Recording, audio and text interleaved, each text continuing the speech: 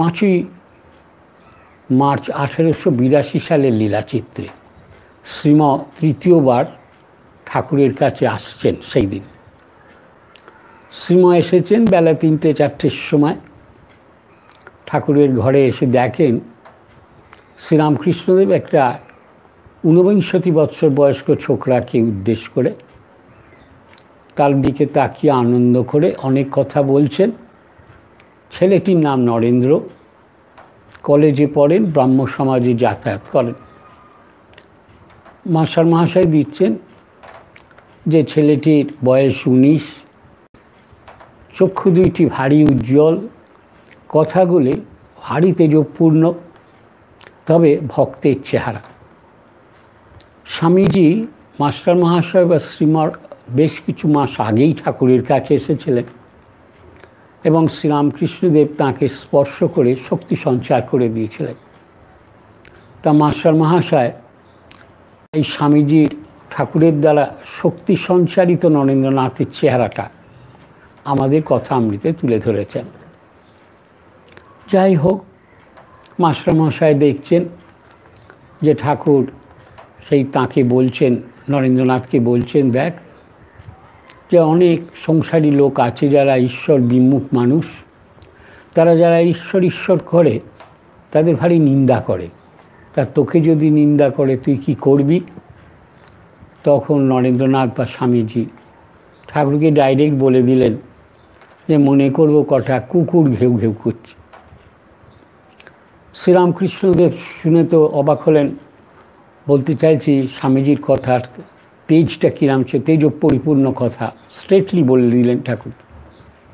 ঠাকুর তাঁকে বলছেন, না রে, অত দূর নয়, কেননা সবার ভেতর তো তিনি আছেন। তবে হ্যাঁ, যে কারুর সঙ্গে বেশি ভালো মানুষের সঙ্গে মেলামেশা চলে, মন্দ লোকের কাছ থেকে তফাতে থাকতে হয়। শ্রীরামকৃষ্ণদেব তাঁকে এইভাবেতে উপদেশ দিচ্ছেন। সেই প্রসঙ্গে আমরা এর আগে আলোচনা করেছিলাম অবশ্যই, যে তিনি এই মাউথ নারায়ণের গল্প, জল নারায়ণের গল্প বলেছিলেন। স্বামীজি এই গল্প দুটো বড্ড অ্যাপ্রিসিয়েট করতেন এবং তিনি ভক্তমণ্ডলীতে এবং নানা বক্তৃতাতেও এই শ্রীরামকৃষ্ণের গল্পগুলো উল্লেখ করতেন। যাই হোক, আমরা দেখতে পাচ্ছি স্বামীজিকে এইরমভাবে শ্রীরামকৃষ্ণদেব বলছেন। মাস্টার মহাশয়কে আবার ওখানেতে বসে ঠাকুর মাস্টারমশাই দেখছেন যে শ্রীরামকৃষ্ণদেব বলছেন ভক্তদের, দেখো এই ছেলেটিকে তো দেখছো, এরা হচ্ছে নিত্যসিদ্ধ, এরা জন্ম থেকে ঈশ্বরের চিন্তায় মগ্ন থাকে, একটু বয়স হলে এদের চৈতন্য হয় আর এরা সোজা ভগবানের দিকে চলে যায়। এরা সংসারে কোনোদিন বদ্ধ হয় না, এরা সংসারে আসে জীব শিক্ষার জন্য। এরপর মাস্টারমশাইয়ের সামনে ঠাকুর আর একটা জিনিস দেখাচ্ছেন, সেটা এলেই স্বামীজিকে গান করছেন, চিন্তয় মম মানসরি চিদ্ঘর নিরঞ্জন। এই গানটা শুনে শ্রীরামকৃষ্ণদেব সমাধিস্থ হয়েছেন। মাস্টার মহাশয় এই প্রথম ঠাকুরের সমাধি অবস্থা দেখছেন, আর দেখে তো তিনি অবাক হচ্ছেন। আপাতত তিনি এইরকম সমাধিস্থ প্রেমানন্দের অবস্থা দর্শন করে তিনি বাড়িতে চলে গেলেন। এইটাই বিস্তারিতভাবে আমরা দেখি কথামৃতেতে রয়েছে। তাই এর থেকে বোঝা যাচ্ছে একটা কথা এই, যে স্বামীজি প্রথম চিত্রতেই এক অত্যন্ত আধ্যাত্মিকতার আলোয় উদ্ভাসিত, সে বিষয়ে কোনো সন্দেহ নেই।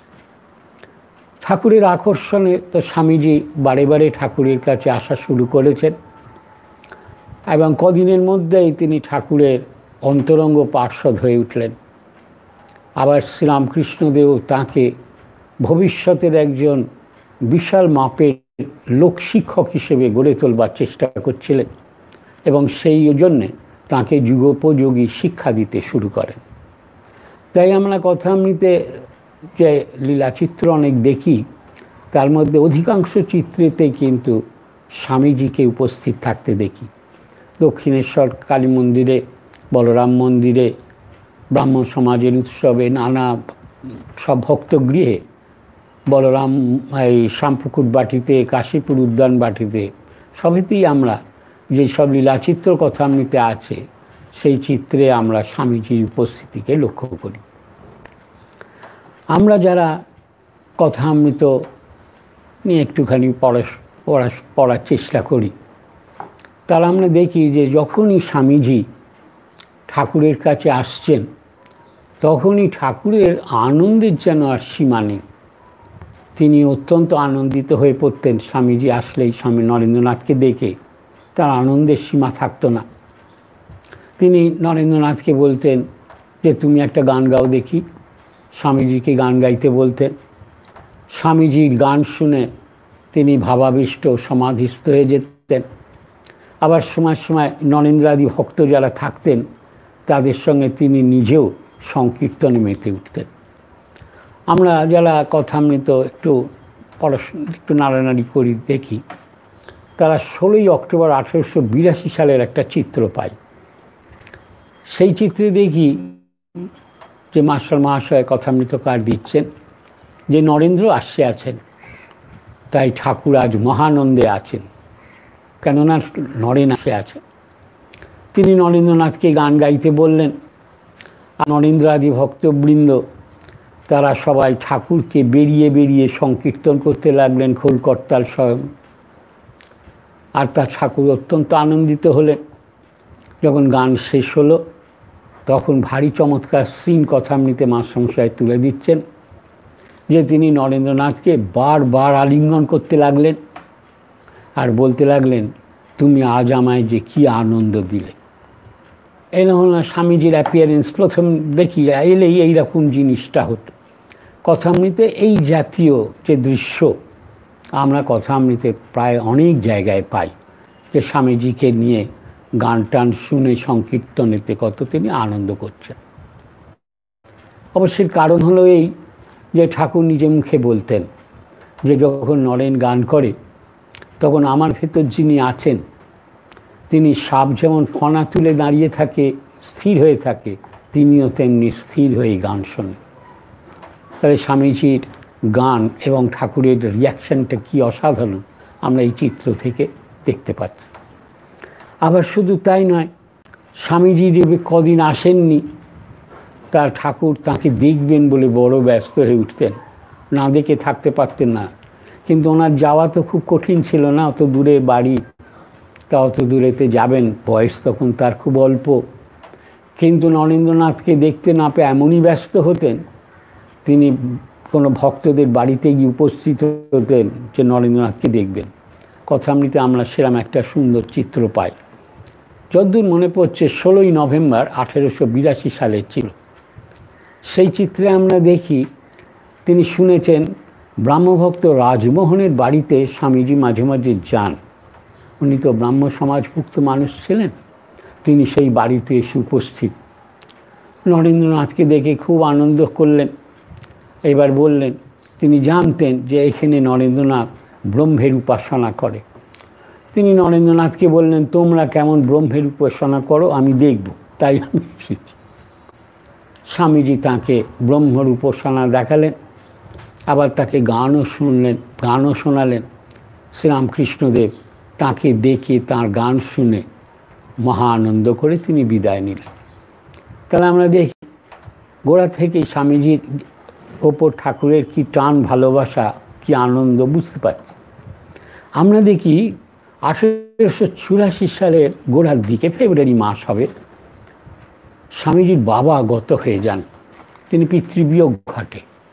এই পিতৃবিয়োগ ঘটলে স্বামীজির ওপর তাঁর ভালোবাসা অনেক বেড়ে যায়। আমরা লক্ষ্য করি কথামৃতে, আমি যা বলছি আমরা আলোচনা করি সবই কথামৃতের ভেতরে, কথামৃতের বাইরে আমাদের কিন্তু আলোচনা হচ্ছে না, কথামৃতের ভেতরেতে স্বামী বিবেকানন্দ মহারাজ। যাই হোক, তিনি আমরা কথামৃতে দেখি এই যখন পিতৃবিয়োগ হয়েছে, সংসারে একটু দুরবস্থা, তখন তিনি মাস্টারমশাই, বলরামবাবু, রামদত্ত, ঈশান মুখুজ্জে প্রমুখ ঠাকুরের যারা পার্ষদরা ছিলেন, ভক্তরা ছিলেন, তাদের সবাইকে বলতেন, দেখো তোমরা নরেন্দ্রনাথকে খাইও, তোমাদের ভালো হবে, এত ভালো কথা, তোমরা ওনাকে খাওয়ালে তোমাদের ভালো হবে। শুধু তাই নয়, বলে যে নরেন আসবে তোমরা গাড়ি করে তাকে নিয়ে এসো। স্বামীজির ওপর তাঁর কতটা ভালোবাসা। গাড়ি করে তাকে নিয়ে এসো, বুঝলে। আর স্বামীজির তো বাবা বিয়োগ হয়েছেন, কাজকর্মরও দরকার। তাদের সবাইকে বলতেন তোমরা যাও একটু কাজকর্ম একে খুঁজে দিও। স্বামীজি তো শুনে, ঠাকুরের এরম আরতি শুনে বড্ড বেশি অপ্রতিভ হয়ে পড়তেন। তখন স্বামীজি অপ্রতিভ হয়, ঠাকুর বললেন, সে কী রে, আমি যে তোর জন্য দাঁড়িয়ে দাঁড়িয়ে ভিক্ষা করছি ও করতে পারি। তাহলে স্বামীজিকে তিনি কতটা ভালোবাসতেন এতে বোঝা যায়। স্বামীজি নিজেই মাস্টার মহাশয়কে একদিন বলছেন, জানেন মাস্টারমশাই, আমার যখন সংসারে দুরবস্থা, তখন তিনি মায়ের কাছে প্রার্থনা করেছিলেন। মা তাঁকে বলেছিলেন, আমাকে সেই কথাই উনি বলছেন, ঠাকুর বলেছিলেন যে মা বলেছেন তোমাদের মোটা ভাত আর মোটা কাপড়ের অভাব হবে। আবার জানেন মাস্টারমশাই, আমার তো বিয়ের কথা হচ্ছে শুনে তিনি বড়ই অস্বস্তিতে পড়েছিলেন, মায়ের কাছে প্রার্থনা করেছিলেন, বলেছিলেন মা নরেনকে আর সংসারে ডুবিও না। তাহলে বোঝা যাচ্ছে স্বামীজিকে উনি কতটা ভালোবাসতেন। আমাদের মনে পড়ে যাচ্ছে কথামৃতের বেশ কিছু চিত্র আছে যেখানে স্বামীজিকে ঠাকুর কিরম ভালোবাসতেন তার বেশ ভালো রকম পরিচয় পাওয়া যায়। আমাদের একটা চিত্র, কথামৃতের চিত্র মনে পড়ছে যদ্দূর, 1884 সালের নবমীর দিন হবে, বোধহয় সেটা 29শে সেপ্টেম্বর হবে। সেই দিনটায় ছিল নবমীর দিন, ভক্তেরা সব ঠাকুরের কাছে এসেছেন। ঠাকুর কথাবার্তা কয়ে ভক্তদের বলছেন, দেখো তোমরা সবাই অতিথিশালায় সব প্রসাদ পাবে। এখন সময় যখন হয়েছে সবাই অতিথিশালায় প্রসাদ পেতে যাচ্ছেন, ঠিক সেই সময় নরেন্দ্রনাথ এসে উপস্থিত হয়েছেন ঠাকুরের কাছে। ঠাকুর তাড়াতাড়ি বলছেন, দেখো তোমরা অতিথিশালায় প্রসাদ পাও, কিন্তু নরেন আমার সঙ্গে প্রসাদ পাবে আমার ঘরে। তাহলে বোঝা যাচ্ছে তিনি নরেন্দ্রনাথকে খুব কাছে পেতে চাইতেন এবং নরেন্দ্রনাথকে কতটা তিনি ভালোবাসতেন। আবার শুধু তাই নয়, আবার একদিনের ঘটনা কথামৃতে আছে, গিরিশবাবুর বাড়িতে ঠাকুর এসেছেন। যদ্দূর মনে পড়ে 24শে এপ্রিল 1885 সালের লীলাচিত্র। সেই চিত্রেতে আমরা দেখি যে গিরিশবাবুর বাড়ির যে ছাতের ওপরেতে ঠাকুরের ভক্তেরা ঠাকুরকে সামনে রেখে যে যার সবাই প্রসাদ পাচ্ছে। তারা যখন প্রসাদ পাচ্ছেন, ঠাকুরও তো প্রসাদ পাচ্ছেন তাদের সঙ্গে। হঠাৎ ঠাকুর দাঁড়িয়ে উঠে তাঁর পাত থেকে খানিকটা দই আর খানিকটা তরমুজের পানা নিয়ে স্বামীজির কাছে এসে বলছেন, ওরে তুই এইতে খা। এই বলে তার পাতে দিয়ে আবার নিজের জায়গায় বসে বালকের মতন খেতে আরম্ভ করলেন। তাহলে এটাও একটা বিরাট দৃশ্য, যাতে ঠাকুর নরেন্দ্রকে কতটা দূর ভালোবাসতেন এই কথামৃততে আমরা দেখি। আবার আর একটা দিনের ঘটনা মনে পড়ছে, 13ই জুন 1885 সাল। সেদিন হলো কি, সন্ধেবেলায় ঠাকুর এই কলকাতায় আসবেন দক্ষিণেশ্বর থেকে। তিনি আসবেন, মাস্টারমশাইয়ের সঙ্গে পরামর্শ করছেন তিনি কিরমভাবে আর কি আসবেন। ঠিক সেই সময় আবার নরেন উপস্থিত, শরৎ মহারাজ যিনি, তো এই দুজনে মিলে ঠাকুরের কাছে গিয়ে উপস্থিত। সঙ্গে সঙ্গে ঠাকুর নরেন্দ্রনাথকে দেখে গালে হাত চাক দিয়ে খুব বেশ আদর টাদর করলেন। করে এইবার মাস্টারমশাইকে বলছেন, দেখো নরেন তো এসেছে, এখন কি আর কোথাও যাওয়া যায়? মাস্টার মহাশয় বলছেন, আগে না, আজকে বরং থাক। তাহলে দেখা যাচ্ছে এই ঘটনাটাও বুঝিয়ে দিচ্ছে স্বামীজিকে তিনি কতটা ভালোবাসতেন। স্বামীজি নিজেও ঠাকুরের ভালোবাসায় বড়ই অভিভূত হয়ে পড়তেন। আপনারা অনেকেই এটি জানেন যে স্বামীজি ঠাকুরের ভালোবাসা সম্পর্কে বলতেন, ঠাকুর হলেন কে না, লাভ পার্সনিফাইড, ভালোবাসার তিনি মূর্তি। তিনি বলতেন, মাস্টারমশাইকে একদিন দারুণ কথা বলে বসলেন, মাস্টারমশাই দেখুন ইনার ভালোবাসায় আমরা সবাই পড়ে গেলাম। তাহলে ঠাকুরের ভালোবাসা কি অসীম ছিল ভাবুন। এই যে উনি বললেন যে আমরা সবাই পড়ে গেলাম, এর মধ্যে কেনা দারুণ কথা কয়ে দিলেন স্বামীজি। তিনি বলতে চাইছেন যে ঠাকুর সবাইকেই অসীমভাবে ভালোবাসতেন, অগাধভাবে ভালোবাসতেন সবাইকে। তবে কারুর মধ্যে তাঁর সে ভালোবাসার প্রকাশটা বেশি ছিল, এটি হতে পারে, কিন্তু ভালোবাসার ব্যাপারে সবাইকে তিনি খুব ভালোবাসতেন। তাই স্বামীজি এই কথাটা বলছেন, আমরা সবাই ওনার ভালোবাসায় পড়ে গেলাম। মাস্টার মহাশয় এই শুনে যেমন আনন্দ পেলেন, স্বামীজিকে একটু অ্যাড করে দিলেন, বললেন দেখো ভাই, শুধু কি তার ভালোবাসা, তারপর আবার অহেতুক ভালোবাসা। এই অহেতুক ভালোবাসা শুনে স্বামীজি খুব আনন্দিত হলেন। পরে তিনি সুন্দরভাবে বলেছিলেন, বেশ সুন্দর কথাটা তিনি বলেছেন, never have I seen such unprecedented perfection, such infinite love that doesn't stop to justify itself and that intense sympathy for all in bondage. Swamiji বলছেন যে ঠাকুরের মতন এরম পারফেক্ট মানুষ তিনি কখনো দেখেননি। আর এইরকম অহেতুকই ভালোবাসা, মানে the love that doesn't stop to justify itself, কী জন্যে ভালোবাসির ব্যাপার না, ভালোবাসাতেই তিনি ব্যস্ত। তাহলে এরকম অহেতুক ভালোবাসাও তিনি দেখেননি। আবার বলছেন intense sympathy for all in bondage, যারা একটু সংসারে আবদ্ধ হয়ে আছে তাদের প্রতি তাঁর সহানুভূতি তার শেষ তুলনা ছিল না। আমরা দেখি স্বামী বিবেকানন্দ মহারাজজিকে ঠাকুর কিরাম ভালোবাসতেন তার বর্ণনা। তাহলে আমরা দেখি ঠাকুরের কাছে যেই স্বামীজি আসছেন, ঠাকুরের আনন্দের শেষ নেই। স্বামীজিকে কদিন না দেখলেই তিনি ভয়ঙ্কর ব্যস্ত হয়ে পড়তেন। আবার শুধু তাই নয়, আমরা দেখছি আরও নানা ঘটনার মধ্যে দিয়ে জানাচ্ছি ঠাকুর তাকে কতটা বেশি ভালোবাসতেন। এইবার তিনি যেমন বেশি ভালোবাসতেন, তেমনি স্বামীজির প্রশংসায় তিনি 10 মুখে ভক্তদের সামনে করতেন। স্বামীজি সম্পর্কে কথামৃতেই বলি, তিনি বলতেন যে নরেন দেখো, গাইতে বাজাতে লেখাপড়ায় সবটাতে ভালো, আবার আধ্যাত্মিকতার গুণ তাতে তো আর তার শেষ নেই। সে নিত্যসিদ্ধ, সে নিরাকার অখণ্ডের ঘর, এত সব ভক্ত আসছে, নরেনের মতন কিন্তু একটাও নাই। ঠাকুর নিজের মুখে এ কথাটা বলছেন। আবার বলছেন যে নরেনের খুব উঁচু ঘর আর বিশাল আধার। খুব উঁচু ঘর আর বিশাল আধার হলে কি হয় না, সেই ঈশ্বরীয় সব জিনিস খুব সহজে ধারণা হয়ে যায়। মানুষ ঈশ্বরীয় কথা শুনবে, কিন্তু ঈশ্বরীয় কথা ধারণা করা খুব কঠিন। তা খুব উঁচু ঘর হওয়া চাই, আর তার সঙ্গে বিশাল আধার হওয়া চাই। এই দুটো না হলে ঠাকুরের কথা শুনতে ভালো লাগে বটে, কিন্তু ঠাকুরের কথাটা গ্রহণ করে নিজের জীবনটাকে সেই মোড়কে তৈরি করা ভারী কঠিন হয়। তিনি বলছেন যে খুব উঁচু ঘর আর বিশাল আধার, আবার শুধু তাই বিষয়ে কোনো আসক্তি নেই। আর যে মানুষের বিষয়ে আসক্তি নেই, ঠাকুর সুন্দর বলতেন তার বুদ্ধি ভারী শুভ হয়। আসক্তিতেই মানুষের বুদ্ধিটা অশুভ হয়। তা বলছে নরেনের বুদ্ধি ভারী শুভ বুদ্ধি, কেননা তার তো বিষয়ে আসক্তি নেই। আর শুধু তাই না, সে যখন আমার আলোচনা সভা এখানে থাকে, ঠাকুর বলছেন আমার বুকে খুব বল হয়, মানে খুব তার সাহস হয়, কেননা স্বামীজি পাশে আছেন, ঠিক আর্গুমেন্ট করবেন। মাস্টারমশাইকে তিনি বলেই বসলেন।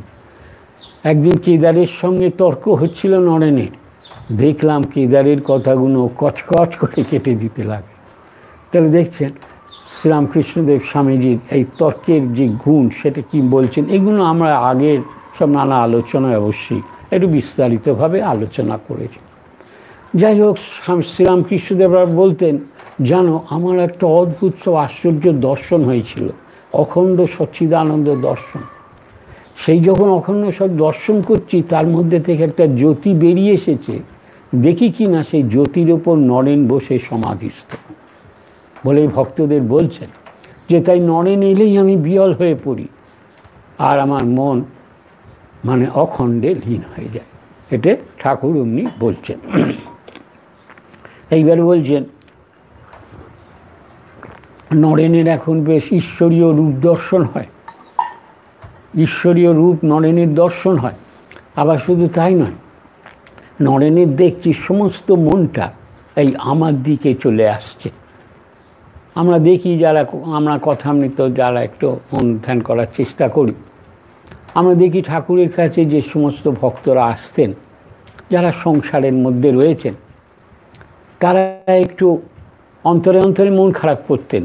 কেন? তারা তো সংসারে আছেন, এবার সংসারেতে তারা খানিকটা বদ্ধতার মধ্যে আছেন, তারা আফসোস করত। ঠাকুর এই আফসোস করছেন দেখে ঠাকুর দারুণ কথা তাদের বলেছিলেন, তাদের সবাইকে। তাদের বলেছিলেন, সব মন কুড়িয়ে যদি আমার, এক সেকেন্ড,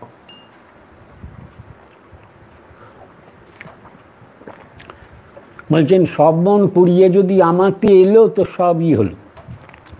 এখানে আর কি সংসার আর অসংসারের ব্যাপার নয়। যারা কথামৃত বেশ একটু অনুধ্যান করেন ভালোভাবে, তারা দেখবেন ঠাকুর কি চমৎকার কথা বলছেন। এখানে আন্তরিক টানে যারা আসে তারা কেউ সংসারী নয়। দেখছেন ঠাকুর বলছেন, মানে ওনার কাছে গেলে সংসার ভাব চলে যেত, সংসার ভাব পালিয়ে যেত।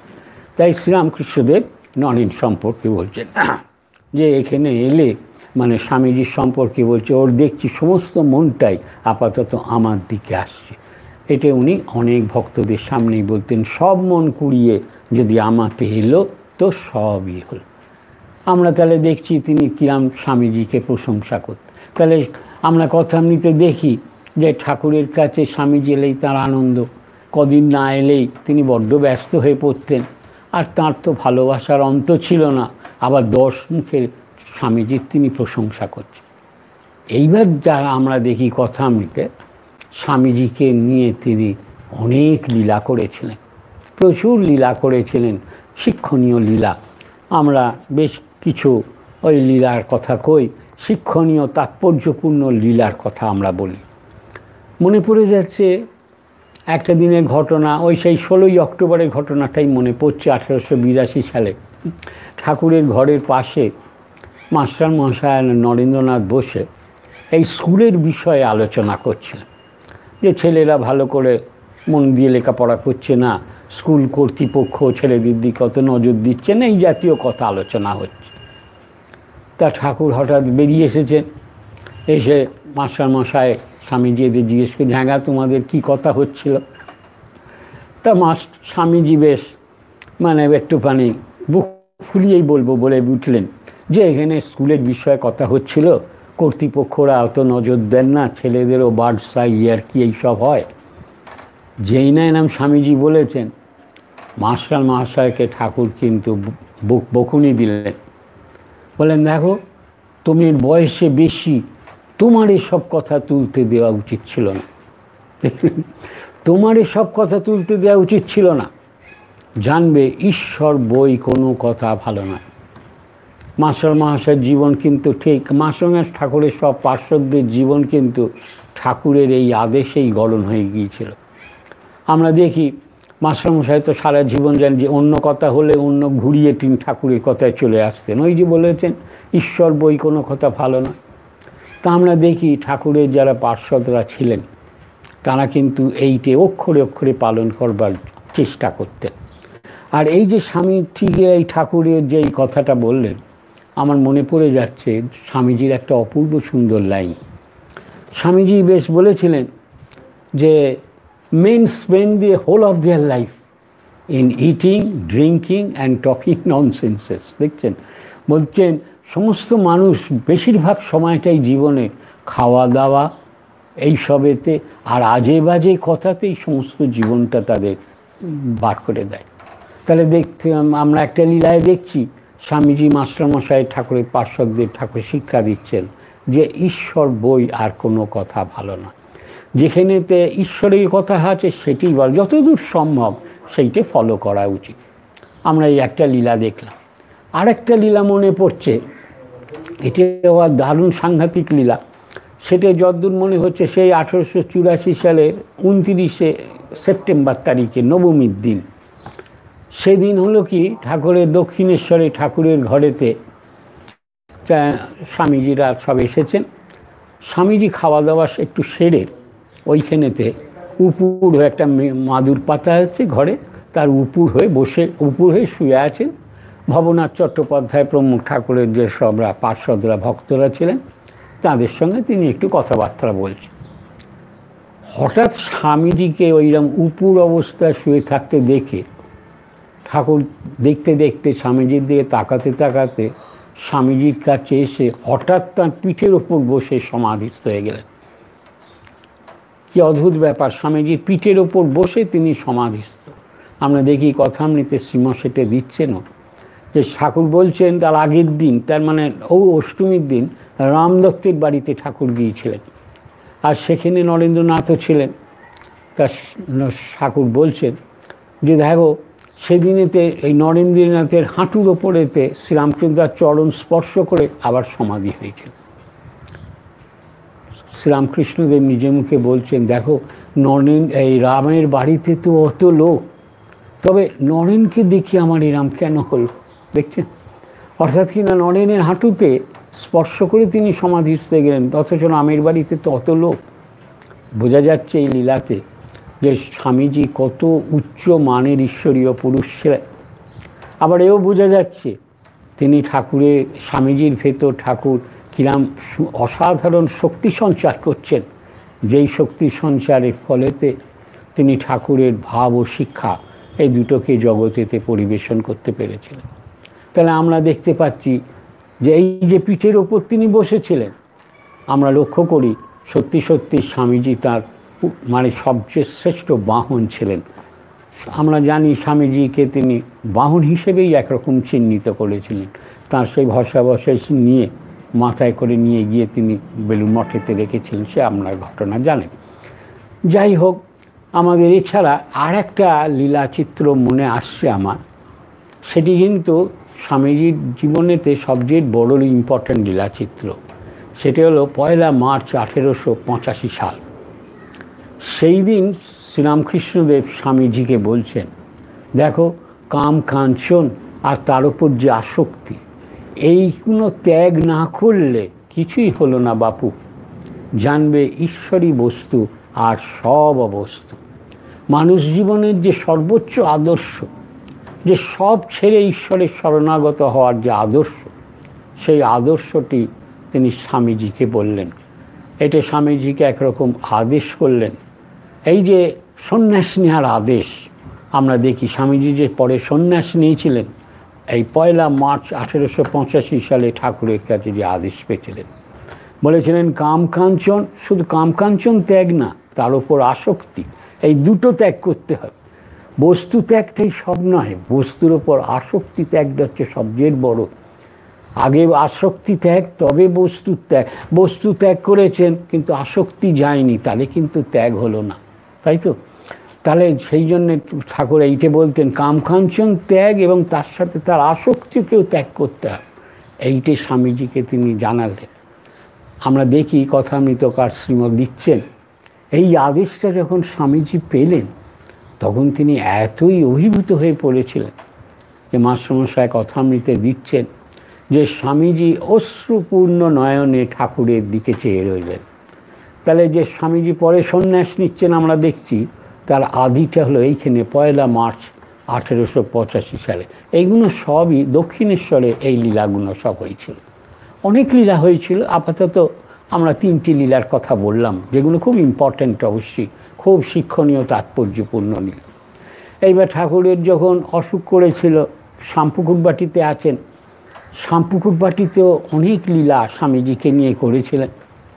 দুটো লীলা আপাতত মনে আসছে, সেটা বলি। একটা লীলা ছিল 25শে অক্টোবর 1885 সাল হবে। সেই দিন শ্যামপুকুরবাটিতে আচার্য বিজয়কৃষ্ণ গোস্বামী এসে উপস্থিত হয়েছেন একদম ঢাকা থেকে। তিনি সব ভক্তদের সামনে বলছেন, জানো এই কি আমি ঢাকাতেও দেখেছি, শুধু দেখানো একদম গা ছুঁয়ে। ঠাকুর তো কখনো ঢাকায় যাননি, ওখানে বিজয়কৃষ্ণ গোস্বামী ঢাকায় আছেন, সেখানে ঠাকুরকে উনি দেখেছেন এবং গা ছুঁয়ে এই কথাটা ভক্তদের বলেছেন। স্বামীজি কিন্তু ঠিক মানে থাকতে পারলেন না। স্বামীজি বলছেন, দেখুন আমিও এনাকে এইভাবে অনেকবার দেখেছি, তাই জন্যে আপনার কথা আমি অবিশ্বাস করি কি করে বলুন দেখি। তাহলে বোঝা যাচ্ছে স্বামীজির এই উক্তি থেকে ঠাকুর যে তার ভক্তদের মাঝে মধ্যে এই রকম দর্শন দিতেন সে বিষয়ে কোনো সন্দেহ নেই। তাহলে এটা আমরা দেখলাম 25শে অক্টোবর 1885 সালের লীলাচিত্র। তার দুদিন পরে 27শে অক্টোবর এই 1885 শ্যামপুকুরবাটিতে আরেকজন আসছেন, ডাক্তার মহেন্দ্রলাল সরকার। তিনি একজন তো বিশাল ডাক্তার, ঠাকুরকে দেখাশুনো করেন। এখন তিনি যখন এসেছেন তিনি তো ঠাকুরকে খুবই শ্রদ্ধা ভক্তি করেন, সন্দেহ নেই, কিন্তু ঠাকুরকে ঈশ্বর জ্ঞানটা করেন না, কেননা তিনি অবতার মানতেন না। অবতার মানে কি না, স্বয়ং ঈশ্বর মানুষ শরীর ধারণ করে এসেছেন। এই জিনিসটা মহেন্দ্রলাল সরকার ঠিক মেনে উঠতে পারতেন না। তা মহেন্দ্রলাল সরকার সব ভক্তদের সামনে বলছেন, দেখো তোমরা যে ওনাকে এরম করো তা করো, কিন্তু আমি সেটা পারি না। তবে হ্যাঁ, as man I have the highest regards for him. মানুষ হিসেবে যদি বলো, তাহলে এনার প্রতি আমার সবচেয়ে বেশি শ্রদ্ধা ভক্তি আছে। এইবার স্বামীজি, তিনি তো মহেন্দ্রলাল সরকারের মনোভাবটা জানেন, তিনি আর স্থির থাকতে পারলেন না। তিনি দারুণ একটা কথা বলে দিলেন, কি অপূর্ব কথা। তিনি বললেন, আর আমরা কি করি জানেন? ডাক্তারবাবু সাহেবকে বলছেন, আমরা কি করি জানেন? We offer to him worship bordering on divine worship. আমরা ওনাকে ঈশ্বরতুল্য পুজো করি। তাহলে স্বামীজি যে ঠাকুরকে কত ভালোভাবে বুঝেছেন, কত তার কদর করতে পারছেন, এটি কিন্তু এই লীলাচিত্রে আমরা খুব ভালোভাবে বুঝতে পারি।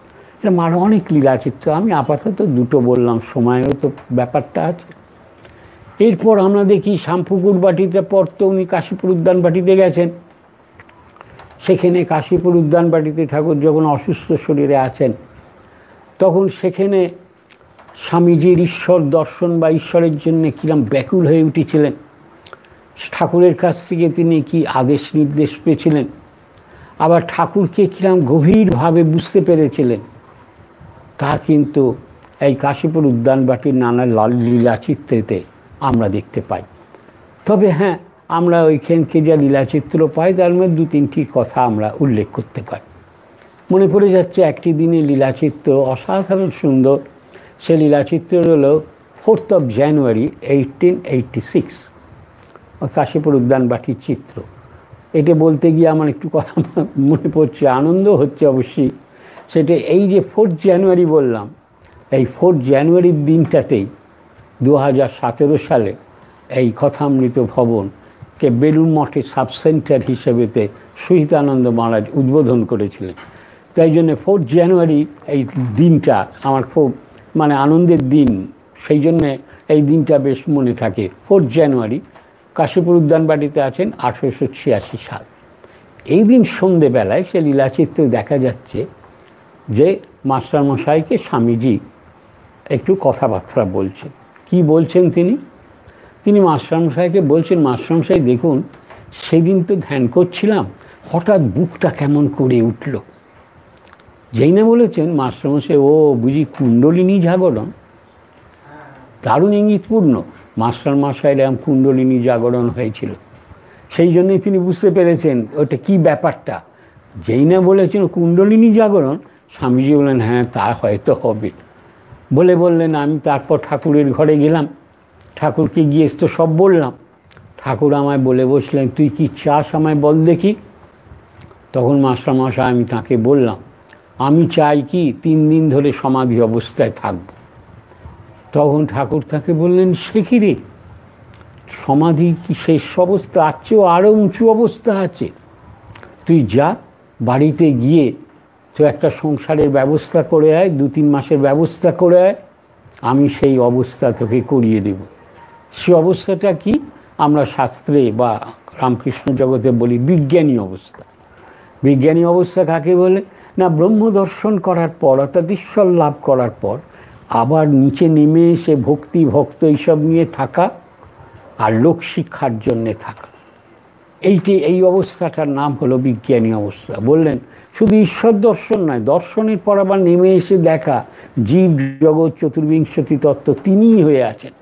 এই এত উঁচু অবস্থা তোর আমি করিয়ে দেবো, তুই জানা বাড়িতে 2-3 মাসের ব্যবস্থা করে আয়। তোর তো ভারী হীন বুদ্ধি, কেন সমাধি অবধি কি তোর সেই ধারণা? সমাধির পরেও আরও অনেক উচ্চ অবস্থা আছে। তা এই যে বললেন 3 মাসের ব্যবস্থা করে আয় অমুক তমুক, আপনারা অনেকে জানেন কি জানি না, মাস্টার মহাশয় 3 মাসের ব্যবস্থা করেছিলেন তাঁর সংসারে। কথাটা বুঝলেন? এই জন্যে বলছি। তাহলে একটা বললাম একটু আগে, সেটা বললাম কি না, সেটা বললাম এই যে কুলকুণ্ডলিনী জাগরণের বেলা মাস্টারমশাই বললেন বুঝি কুণ্ডলিনী জাগরণ ওটা ওনার হয়েছিল যখন উনি ঠাকুর ওনাকে নিয়ে দক্ষিণেশ্বরে সাধন করাচ্ছেন। তখন কুণ্ডলিনী জাগরণ হয়েছিল। যেদিন কুণ্ডলিনী জাগরণ হয়েছিল সেই দিনের বিবরণ কিন্তু কথামৃতে তিনি দেননি।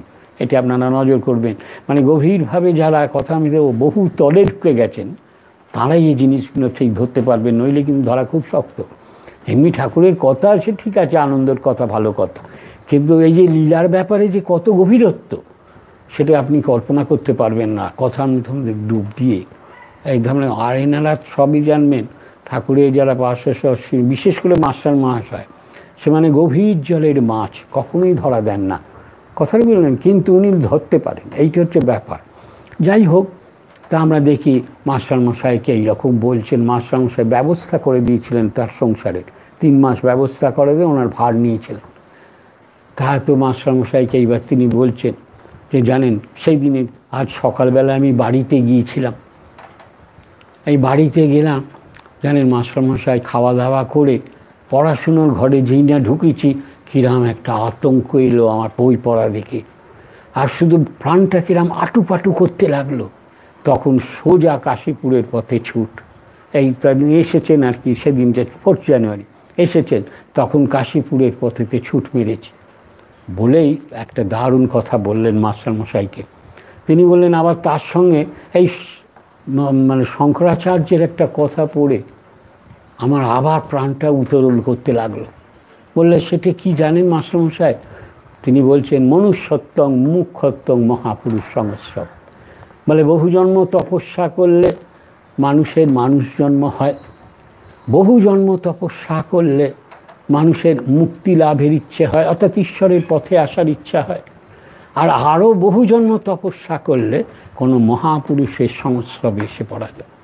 মাস্টারমশাই দেখুন আমাদের তো 3টেই হয়েছে, আমার তো 3টেই হয়েছে। মানে মনুষ্যত্ব লাভ হয়েছে, মুমুক্ষত্ব হয়েছে, আবার পরমংশদেবের মতন এরাম মহাপুরুষের সংস্রবে এসেছি। যারা কথামৃত পড়েন তারা দেখবেন এই জায়গায় যখন স্বামীজি মাস্টারমশাইটা বলছেন, মাস্টারমশাই কিন্তু খুব আবেগপূর্ণ হয়ে পড়েছিলেন। তিনি তাড়াতাড়ি 2টো শব্দ ইউজ করছেন, আহা আহা, নোট অফ অ্যাডমিরেশন। তাহলে উনি খুব অ্যাপ্রিসিয়েট করছেন ব্যাপারটা। তা মাস্টারমশাইকে যখন এটা বলছেন তখন তিনি যে ঠাকুরের ঈশ্বরের জন্য কিরম ব্যাকুল হয়েছেন বোঝা যাচ্ছে।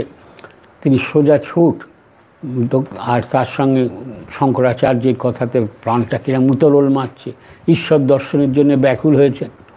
কথামৃতে মাস্টারমশাই দিচ্ছেন, বর্ণনাতে চিত্রে দিচ্ছেন যে সেদিন রাত্রির বেলায় ঠাকুর আবার ভক্তদের বলছেন, দেখো যে নরেন্দ্রনাথ যে সাকার রূপ অত মানত না, সেই এখন ঈশ্বর দর্শনের জন্যে খুব ব্যাকুল হয়েছে, দেখছো? ও বলে কিনা ওর প্রাণ আটুফাটু করছে। বললেন যদি দেখো কারোর প্রাণ আটুফাটু করে, ঈশ্বর দর্শনের আর দেরি নেই। তাহলে আমরা দেখতে পাচ্ছি স্বামীজি কিরাম ঈশ্বর দর্শনের জন্য ব্যাকুল হয়েছেন কাশীপুর উদ্যানবাটিতে 4 জানুয়ারি লীলাচিত্রে আমরা দেখতে পাচ্ছি। ঠাকুর এই কথাটা বলতেন, তার গল্পটা আপনারা জানেন। বলে যে ঈশ্বর দর্শনের জন্য গুরু তার শিষ্যকে নিয়ে জলের মধ্যে ডুবিয়ে দিয়েছে, তার শিষ্য সে আটুপাটু করছে, প্রাণটা বেরিয়ে যাচ্ছে তার, তাই না? তা সেই রকম আটুপাটু স্বামীজির করছিল। তাই জন্যে ঠাকুর বললেন যখন এতটা আটুপাটু করছে আর ঈশ্বর দর্শনের দেরি। আবার আর একটা দিনের ঘটনা মনে হচ্ছেন, এটা আবার খুব ইম্পর্ট্যান্ট ঘটনা, যেটা স্বামীজির জীবনের ঘটনা। সেটা এটা কি, 11ই মার্চ 1886 সাল। এই দিনের লীলাচিত্র, দারুণ লীলাচিত্র। স্বামীজিকে নির্দেশ করছেন তিনি। স্বামীজিকে উদ্দেশ করে ঠাকুর বলছেন, জানো জ্ঞান লাভের পর জ্ঞানী মানুষ কি করে জানো? বিবেক, বৈরাগ্য, ভক্তি, ভক্ত এইসব নিয়ে থাকে। জ্ঞান লাভের পর স্বামীজিকে বলছেন জ্ঞান লাভের পর থাকে, এই জ্ঞান মানে ব্রহ্মজ্ঞান লাভের পর তারা থাকে। কেন থাকে জানো? ঈশ্বরীয় আস্বাদন করবেন বলে, আর লোকশিক্ষার জন্য। স্বামীজিকে লোকশিক্ষা দেওয়ার জন্যে তিনি আদেশ করছেন, নির্দেশ করছেন। যেমন 1 মার্চ বলছিলাম সন্ন্যাসের জন্য বলছেন, এবার এখানেতে আবার তিনি তাকে লোকশিক্ষার জন্যে নির্দেশ করছেন। বলছেন তোমার বেলাও তাই, তুমি জ্ঞান লাভ করবার পর এইসব ভক্তি ভক্ত এইসব নিয়ে লোকশিক্ষার জন্য তুমি থাকবে। স্বামী বিবেকানন্দ মহারাজজি বলা বাহুল্য ঠাকুরের এই আদেশটা অক্ষরে অক্ষরে পালন করেছিলেন। আমার আর একটা দিনের ঘটনা না বললে নয়, বড় ভালো ঘটনা সেটা। 15ই মার্চ 1886, সেদিনের লীলাচিত্র অসাধারণ সুন্দর। শ্রীরামকৃষ্ণদেব কাশীপুরেতে শয্যায় শুয়ে আছেন, তা নরেন্দ্রনাথ মাস্টারমশাই, রাখাল মহারাজ, এনারা ঠাকুরের সব পদসেবা করছেন। ঠাকুর হঠাৎ মাস্টারমশাইকে বলে বসলেন, জানো, শরীরটা যদি মা আরও কদিন রাখতো, আরও কজনের চৈতন্য হতো, তবে দেখছি মা আর শরীরটা রাখবেন না। যেই না বলেছেন রাখাল মহারাজ, তাঁর তো সেই বালক অবস্থা, তিনি তাড়াতাড়ি ঠাকুরের কাছে আবদার করে বসলেন, বলেন, আপনি ঈশ্বরকে বলুন না যেন আপনার কিছুদিন শরীরটা থাকে, বলুন না। তখন ঠাকুর বললেন, দেখ, সে তো ঈশ্বরের ইচ্ছে। যেই না বলেছেন ঈশ্বরের ইচ্ছে, স্বামীজি আর স্থির থাকতে পারলেন না। স্বামীজি একটা দারুণ কথা কয়ে দিলেন, বললেন, আমি তো এখন দেখছি ঈশ্বরের ইচ্ছে আর আপনার ইচ্ছে এক হয়ে গেছে, আর যা কিছু সৃষ্ট পদার্থ দেখছি সবই তো দেখছি আপনার ভেতর থেকে।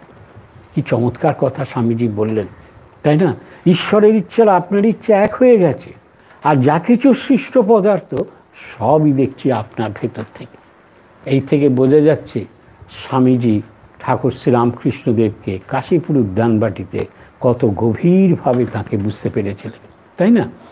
তাহলে আমরা কাশীপুর উদ্যানবাটির বর্ণনা করলাম, বেশ কটা লীলা। এইবার বরানগর মঠেও আমরা দেখি স্বামীজি নানা লীলাচিত্রে দারুণভাবে আধ্যাত্মিক আলোয় উদ্ভাসিত। 2-3টি চিত্র মনে পড়ছে, আমি বলি। একটা চিত্র হলো 22শে ফেব্রুয়ারি 1887 সাল। শিবরাত্রি গেছে 21শে ফেব্রুয়ারি, শিবরাত্রিতে শিব পুজো হয়ে গিয়েছে। এইবার সব ভক্তেরা ব্রাহ্ম মুহূর্তে গঙ্গা স্নান করে ফিরছেন। মাস্টারমশাই সে দলে আছেন বরানগর মঠে। মাস্টারমশাই সুন্দরভাবে একটা দৃশ্য স্বামীজির ব্যাপারটা দিচ্ছেন কথামৃতে। তা স্বামীজি তো বরানগর মঠেতে চান টান করে ওনারা সব এসেছেন। মাস্টারমশাই দিচ্ছেন যে নরেনের গায়ে নতুন গৈরিক বস্ত্র, বসনের সৌন্দর্যের সঙ্গে তাঁর তপস্যা সম্ভূত দেহ আর মুখের স্বর্গীয় জ্যোতি মিশে আছে। যারা দেখিতেছে তারা কেউ চোখ ফিরাইতে পারিতেছেন না। মাস্টারমশাই স্বামীজির স্বরূপটা বলছেন, বোধ হইতেছে যে সচ্চিদানন্দ সাগরের একটি ফুট বুঝি জ্ঞান ভক্তি শিখাইবার জন্য দেহ ধারণ করিয়া। তাহলে দেখা যাচ্ছে কি অসাধারণভাবে স্বামীজির যে ব্যাপারটা কথামৃততে আছে সেইটা আমরা দেখতে পাচ্ছি। বলেন, সচ্চিদানন্দ সাগরের একটি ফুট বুঝি জ্ঞান ভক্তি শিখাইবার জন্য দেহ ধারণ করিয়া। আবার আর একটা দিনের ঘটনা এই বরানগর মঠেরই, সেটা যদ্দূর মনে পড়ছে এই 25শে মার্চ হবে। আর তার সঙ্গে আরেকটি দিন আসছে 9ই এপ্রিল। 25শে মার্চ আর 9ই এপ্রিল মনে থাকবে, এটা বরানগর মঠ। ঠাকুর তখন শরীরে নেই। স্বামীজি পূর্ব কথা শ্রীমকে বলছেন। পূর্ব কথা মানে আগে যেসব ঘটনা ঘটেছে সেগুলো স্বামীজিকে বলছে। আমার স্বামীজি মাস্টারমশাইকে বলছেন। 25শে তার যে তারিখটা বললাম 25শে মার্চ 1887, মাস্টারমশাইকে কি বলছেন? মাস্টারমশাইকে পূর্ব কথা বলছেন। একটা পূর্ব কথাতে বলছেন, মাস্টারমশাই আপনাকে একটা কথা বলি। বলে, আচ্ছা, আপনার যা জ্ঞান, দেখবেন জ্ঞান কথাটা মাস্টারমশাই কথা নিতে দেননি, ওখানে ডট ডট ডট ডট মেরেছেন, কারণ নিজের ব্যাপারতেও জ্ঞান ডেউরি ওটা দেবেন না। ডট ডট ডট ওটা আসলে দেখেছি আমরা ওনার আনপাবলিশ ডায়েরিতে, ওটা লেখা আছে বড় করে জ্ঞান। আপনার যা জ্ঞান, তার সঙ্গে আপনার যা নম্রতা, আর তার সঙ্গে আপনার যা বিনয়, হ্যাঁ, এ তো ভাবা যায় না।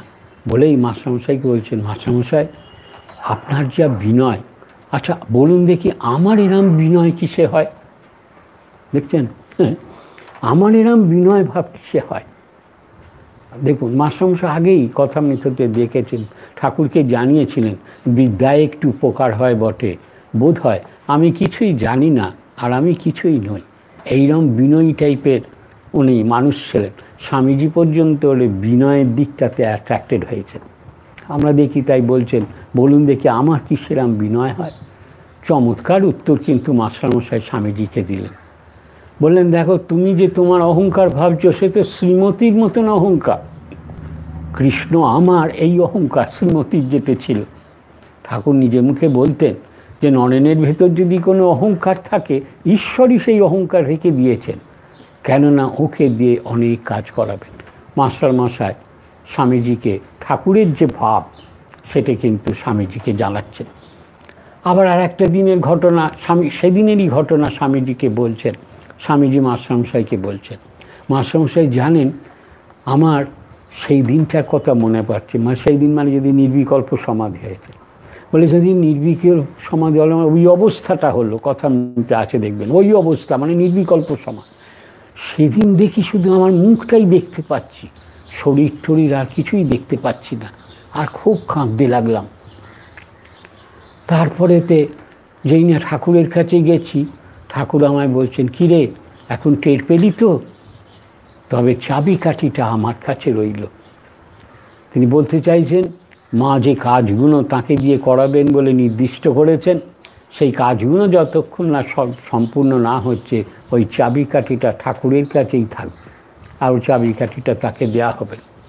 পরেই ভক্তদের বলছেন, নরেন যদি জানতে পারে তার নিজে কে, তাহলে যে ও শরীর রাখবে না, আমি যা হোক করে ভুলিয়ে ভালিয়ে ওকে রেখেছি। দেখছেন স্বামীজি কী সাধারণ, কী অসাধারণ একটা ঈশ্বরীয় পুরুষ ছিলেন, আমরা কথামৃত থেকে দেখতে পাচ্ছি। ওই জন্য বললাম কথামৃতের আলোকে বিবেকানন্দ বিষয়টা। যাই হোক, আবার এই 9 এপ্রিলের কথা বলছি, সেদিনটা একটা দারুণ ব্যাপার হলো। সেই মাস্টারমশাইকে বলছেন, পূর্বদিনের কথা বলছেন। মাস্টারমশাইকে বলছি, জানেন মাস্টারমশাই কাশীপুরে যখন ধুনি জ্বালিয়ে ধ্যান করতাম, তখন তিনি শক্তি সঞ্চার করে দিয়েছিলেন। বলেন আমার পাশে কালী ছিল, মানে কালী মহারাজ, স্বামী অভেদানন্দ। আমি কালীকে হাতটা বাড়িয়ে বললাম, কালী আমার হাতটা ধর দেখি। কালী বললে, তোমার হাতটা ধরতেই আমার ভেতরে কিরম একটা শক লাগলো। মাস্টারমশাই শুনে বলছেন যে তিনি তোমার মধ্যে শক্তি সঞ্চার করে দিলেন, তোমাকে দিয়ে তিনি অনেক কাজ করিয়ে নেবেন। বলেই মাস্টারমশাই তাকে একটি দারুণ কথা বললেন।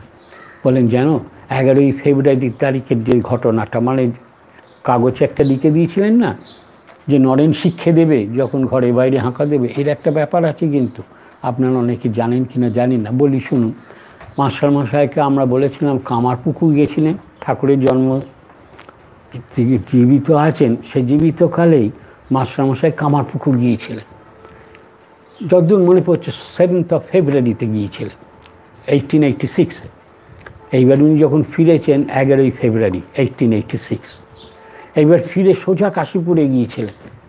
কাশীপুরে গিয়ে ঠাকুরের ঘরেতে দেখেন কোনো ভক্ত টক্ত হবে, ঘরটা ঝাঁট দিয়েছেন, পরিষ্কার করেছেন, পরে যেমন মানে একটু ধুলো ময়লা টয়লা যেমন একটা কোণেতে ডাকে, সেইরকম কোণেতে আছে।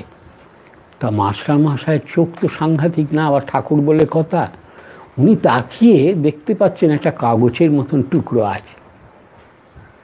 তিনি তাড়াতাড়ি ধুলোর মধ্যে দিয়ে কাগজের টুকরোটা তুলেছেন, তুলে দেখেন ওই লেখা নরেন শিক্ষে দেবে যখন ঘরে বাইরে আঁকা দেবে, আর এরকম একটা পাখির ছবি টবি। মাস্টারমশাই দেখে স্তম্ভিত। সঙ্গে সঙ্গে তিনি ভীষণ সত্যাশ্রয়ী মানুষ তো, ওটা তিনি নিয়ে আসবেন, নিজের কাছে রাখবেন। তিনি ওই কাগজটায় লিখছেন, I take this without leave as something too valuable to be lost. মানে এটা এত ইম্পর্ট্যান্ট জিনিস, এটা যেন হারিয়ে না যায়, তাই জন্য কারুর পারমিশনের অপেক্ষা না করে এটি আমি নিলাম।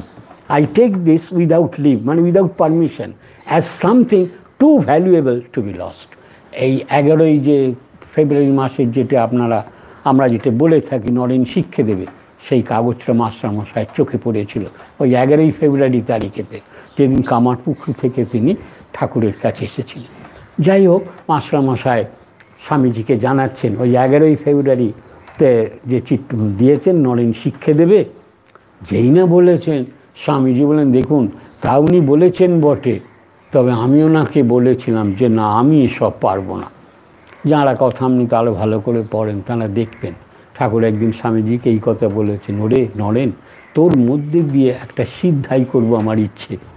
তখন স্বামীজি বলছেন, না এইসব আপনি করবেন না, এইসব আমাতে মন নেই, কথা বলছেন। যাই হোক, তা আমরা দেখি স্বামীজি এইকে বললেন যে আমি বলেছিলাম না, আমি এসব পড়ব। তখন মাস্টারমশাইকে স্বামীজি বলছেন, জানেন স্বামীজি বলছেন যে তখন উনি আমায় বললেন, তুই করবি না মানে তোর ঘাড় করবে। তা আমরা দেখি যে ঠাকুরের কথাই কিন্তু ঠিক হলো, তাই না? যে স্বামীজিকে দিয়ে তিনি অনেক জগৎবাসীকে শিক্ষা দিলেন। কি শিক্ষা দিয়েছিলেন স্বামীজি? যা তিনি ঠাকুরের কাছ থেকে পেয়েছিলেন, তাই না? আমরা যারা কথামৃত পড়ি, অন্তত পঞ্চম ভাগ কথামৃত, সেই পঞ্চম ভাগ কথামৃতর প্রায় 50 পাতা জুড়ে শ্রীম তার পঞ্চম ভাগ কথামৃতে স্বামীজি কীরমভাবে ঠাকুরের শিক্ষ ভাবকে এই ইউরোপ আমেরিকায় প্রচার করেছিলেন নানা স্থানে, তার কিন্তু অসাধারণ তিনি বিবরণ দিয়েছেন। বইটা হচ্ছে রামকৃষ্ণ কথামৃত। সেইখানে 50 পাতা জুড়ে তিনি তার গুরু ভাই স্বামীজির কীর্তন করছেন, মনে রাখবেন। তিনি এটা দিচ্ছেন যে অসাধারণভাবে তিনি স্বামীজি যে শিক্ষা দিয়েছেন সেটা বর্ণনা দিচ্ছেন। তিনি বর্ণনাতে কি দিচ্ছেন? তিনি দিচ্ছেন যে ঠাকুরের আদেশ পেয়ে তিনি সংসার ত্যাগ করেছেন, কঠোর ত্যাগ তপস্যার দ্বারা তিনি ঈশ্বর লাভ করেছেন, ঠাকুরের শক্তিতে তিনি শক্তিমান হয়েছেন, তাতেই তিনি লোকশিক্ষার কাজে ব্রতী হয়েছিলেন। তিনি পৃথিবীর নানা প্রান্তে যেসব জায়গায় ধর্ম অন্যান্য বিষয়ে বক্তৃতা করেছিলেন, সে সব জায়গায় তিনি শ্রীরামকৃষ্ণদেবের জীবন ও বাণী পরিপ্রেক্ষিতে করেছিলেন। এই যে চিকাগো ধর্ম মহাসভায় তিনি বক্তৃতা করলেন, সে তো ঠাকুরেরই সর্বধর্ম সমন্বয়ের বার্তা তিনি ধর্ম মহাসভায় মানে বক্তৃতা করে বা বলে এই চিকাগো ধর্ম মহাসভাকে অমর করে রেখে গেছেন। আবার মাস্টার মহাশয় এই বিবরণেতে দিচ্ছেন স্বামীজির সম্পর্কে। তিনি বলছেন স্বামীজি কি বলেছেন এটি তোমরা শোনো। স্বামীজি কি বলেছেন? স্বামীজি বলেছিলেন যে ইনি হচ্ছেন অবতার, বরিষ্ঠ অবতার সমষ্টি। সেজেস অফ ইন্ডিয়া মানে ভারতের মহাপুরুষগণ, তাদের সম্পর্কে স্বামীজি বক্তৃতা করছেন। সেখানেতে তিনি কি বলছেন? তিনি বলছেন যে চৈতন্য মহাপ্রভুর মতন প্রেম ভক্তি এবং শঙ্করাচার্যের মতন যে মাথার শক্তি, হ্যাঁ, দুই একত্রিত হয়ে ঠাকুরের মধ্যে মূর্তিমান হয়েছিল। আবার শুধু তাই নয়, তিনি বলছেন শ্রীকৃষ্ণের সর্বধর্ম সমন্বয়ের বাণী আবার শোনা গেল। আবার দিন দরিদ্র পাপী তাপী মানুষদের জন্যে বুদ্ধদেবের না একজন ক্রন্দন করিতেছেন, তাও শোনা গেল। তিনি বলছেন এর পূর্ব অবতারজন তারা যেন অসম্পূর্ণ ছিলেন, রামকৃষ্ণ পরমহংসদেব এসে তাদের সম্পূর্ণ করলেন। রামকৃষ্ণদেবের বাণী কি না? Summation of all the cents of the earlier generations. যত সব মহাপুরুষরা জগতে এসেছেন তাদের বাণীর সমস্ত সমষ্টি হচ্ছেন রামকৃষ্ণদেবের বার্তা বাণী। তিনি এই রকমভাবে রামকৃষ্ণদেবের বার্তা ভারতবর্ষ নানা স্থানেতে তিনি প্রচার করে ঠাকুরের আগমন বার্তাকে নির্দেশ করেছেন। আবার শুধু তাই নয়, সেই বিবরণে শ্রীম আবার দিচ্ছেন, এটি কিন্তু সব স্বামীজির উপরেতে বিবরণে দিচ্ছেন। তিনি বলছেন যে স্বামীজি শুধু ঠাকুরের কত স্তুতি করেছেন সেটাও জানার দরকার। তিনি বলছেন ম্যাড্রাসি যেসব ভক্তেরা ছিলেন তাদের এক চিঠিতে স্বামীজি লিখছেন, সুদূর আমেরিকা থেকে লিখছেন। তিনি কি লিখছেন? যে আমি রামকৃষ্ণের দাস, আমি তাঁরই দূত হয়ে এই মঙ্গল বার্তা জগতে প্রচার করতে নেমেছি। আর যা কিছু সার কথা আছে সবই ঠাকুরের, আর অসার যদি কিছু থাকে সেইগুলোই আমার, আর তার দায়িত্ব আমারই রয়েছে। আবার শুধু তাই না, তিনি যখন এই কলকাতায় এলেন তাকে প্রথম অভ্যর্থনা সভাটা তাকে দেওয়া হয়েছিল। তো এই অভ্যর্থনা সভায় তিনি দারুণভাবে স্বামীজির সম্পর্কে বলা হয়েছিল। অভ্যর্থনা সভায় স্বামীজি কী বলছেন শ্রীরামকৃষ্ণদেব সম্পর্কে? শ্রীরামকৃষ্ণদেব সম্পর্কে বলছেন, হে ভারতবাসীগণ, তোমরা এটি জানো যে রামকৃষ্ণ শক্তি আর জগতে পরিব্যাপ্ত। বলছেন within just 10 years of his passing this infinite power has encircled the globe. দেখছেন স্বামীজি বলছেন যে 10 বছরের মধ্যে এই শক্তি সমগ্র জগৎ ব্যাপী হয়ে গিয়েছে। বলছেন দেখো, তোমরা কেবল তাঁকেই চিন্তা করো, রামকৃষ্ণদেবকেই চিন্তা করো, তাতেই তোমাদের সমস্ত মহত্ব প্রকাশ পাবে। বলে তিনি দারুণভাবে বলেছিলেন একটি কথাই মনে পড়ে যাচ্ছে। তিনি কি সুন্দর বলেছিলেন, if this nation wants to rise up it must have to rally enthusiastically around the name of Shri Ramakrishna. বলে ওদের বলছেন, জাজ him not through me, I am just weak instrument by his side. বলে if he takes a handful of dust he can create million Vivekananda at a single instant. বলছেন, আবার তাতেই শেষ করছেন না, এই অদ্ভুত কথা বললেন, হিজ ক্যারেক্টার মানে Ramakrishna দেব's character was so great that if I or any of his disciples spend hundreds and hundreds of life will do no justice to the millionth part of who he really was. তাহলে বুঝছেন, তিনি বলছেন আমাকে দেখে তোমরা কেউ বিচার করো না রামকৃষ্ণদেবকে।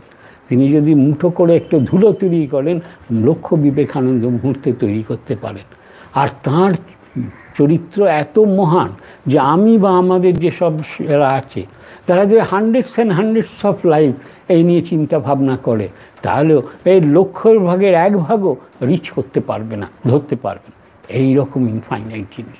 মাস্টারমশাই কথা আমি তো অবশ্যই দিচ্ছেন, ঠাকুরকে জিজ্ঞেস করছেন আমায় তোমার কীরূপ বোধ হয়।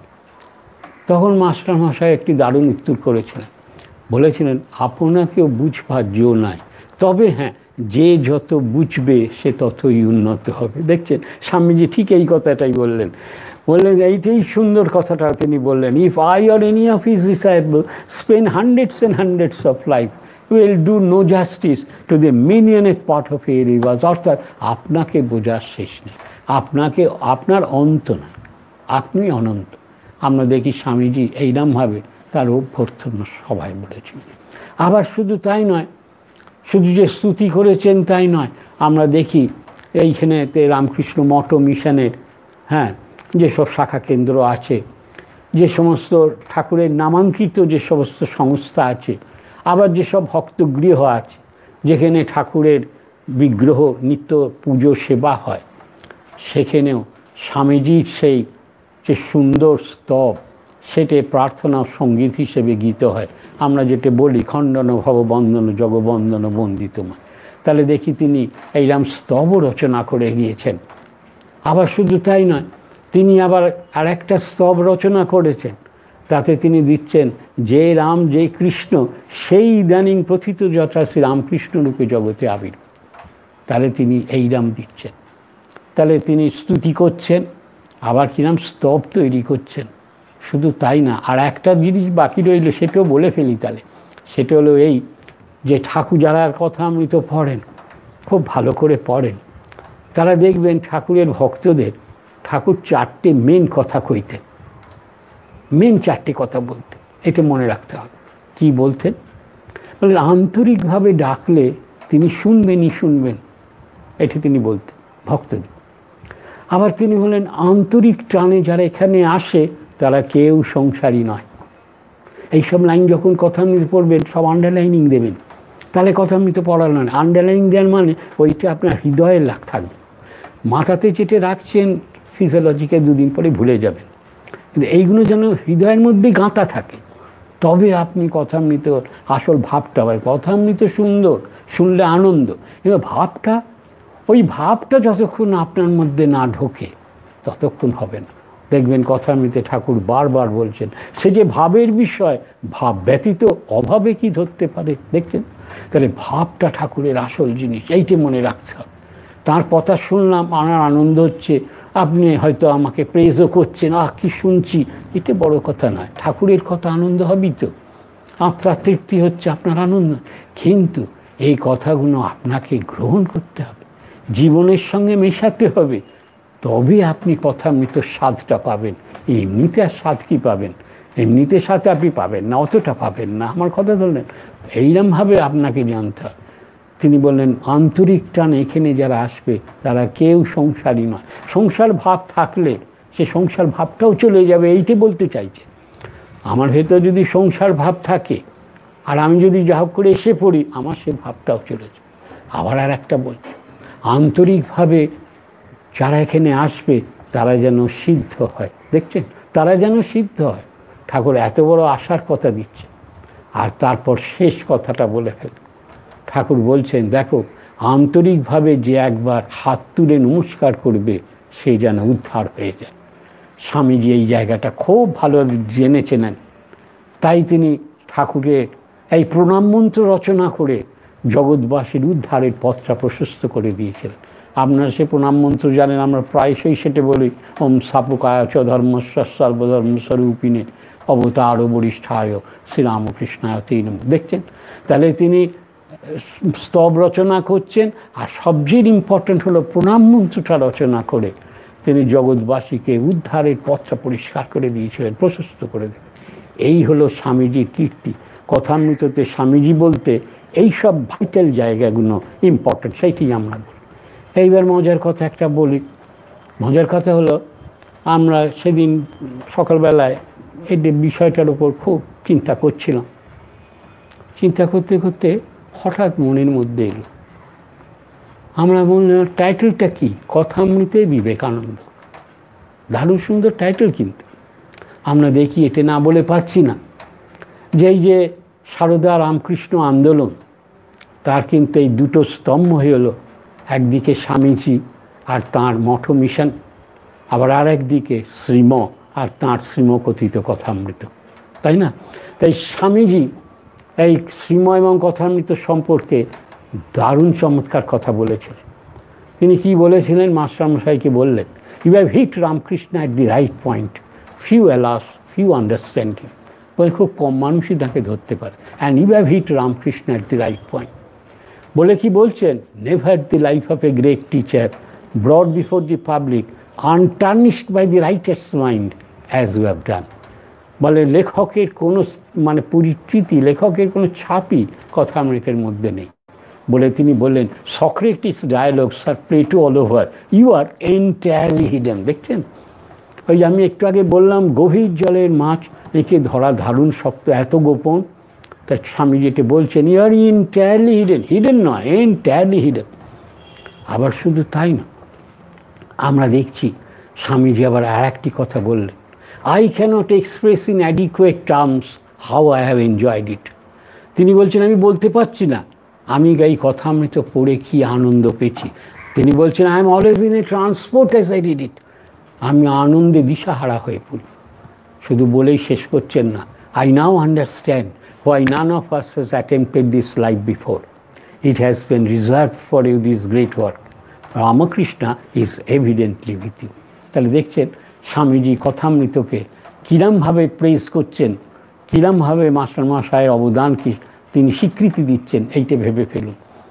আবার মাস্টারমশায় পিছিয়ে থাকেননি, তিনি কথামৃততে স্বামীজির বন্দনায় তিনি একেবারে মুখর হয়েছিলেন।